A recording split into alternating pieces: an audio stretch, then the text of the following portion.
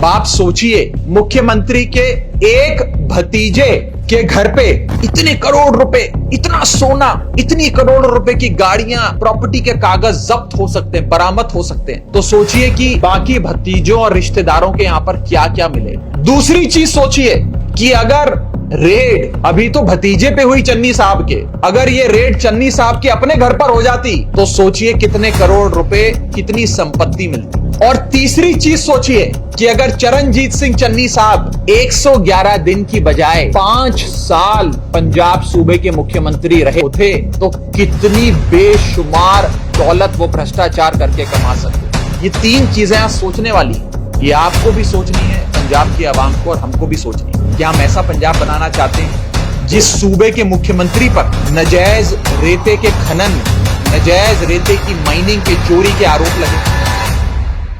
Enforcement directorate की छापेमारी और रेड, नाजायज रेते की चोरी, रेता खनन की उस सिलसिले में, उस मसले में रेड हुई। और रेड पंजाब सूबे के मानयोग मुख्यमंत्री चरणजीत सिंह चन्नी के अपने भतीजे के घर पे हुई। अभी तक इस रेड में 10 करोड़ रुपए से भी नकद कैश बरामद हुआ है। 56 करोड़ रुपए की एंट्रियां, बैंक एंट्रियां अभी तक पकड़ी जा चुकी हैं। शायद 21-22 लाख रुपए का गोल्ड यानी कि सोना बरामद हुआ है। करोड़ों रुपए की लग्जरी गाड़ियां, वो गाड़ियां बरामद हुई हैं। और प्रॉपर्टी के कागज, बड़े बड़े जमीनों के, बंगलों के, फार्म हाउसों के कागज निकले। रेड चल रही है, हो सकता है और भी चीजें निकलें। साथ ही बता रहे थे कि शायद मानयोग मुख्यमंत्री चरणजीत सिंह चन्नी जी के भतीजे के पास आज से कुछ महीने पहले तक इतनी संपत्ति, इतनी वेल्थ, इतने करोड़ रुपए नहीं होते थे। और ये सारी चीजें कहीं ना कहीं पिछले 111 दिनों में ही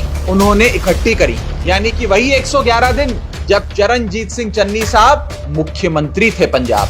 हमारे कुछ 2-3 सवाल हैं। पहला सवाल कि कहां से चरणजीत सिंह चन्नी साहब के भतीजे के पास करोड़ों रुपए, 56 करोड़ की बैंक एंट्रियां, लग्जरी गाड़ियां, प्रॉपर्टी के कागजात, इतना सारा पैसा, इतनी सारी दौलत कहां से आई? दूसरा सवाल, चन्नी साहब के परिवार में और कौन कौन है जिसके पास इतनी बेशुमार दौलत पिछले 111 दिन में, मुख्यमंत्री के 111 दिन के कार्यकाल में आई? मेरा तीसरा सवाल, अगर ये बात सही है कि ये सारा पैसा उन्होंने 111 दिन में कमाया है, अगर ये बात सच है, अगर इसकी पुष्टि होती है तो ये बताएं कि 111 दिन में अगर भतीजे ने इतना कमाया है तो मुख्यमंत्री साहब ने कितना कमाया?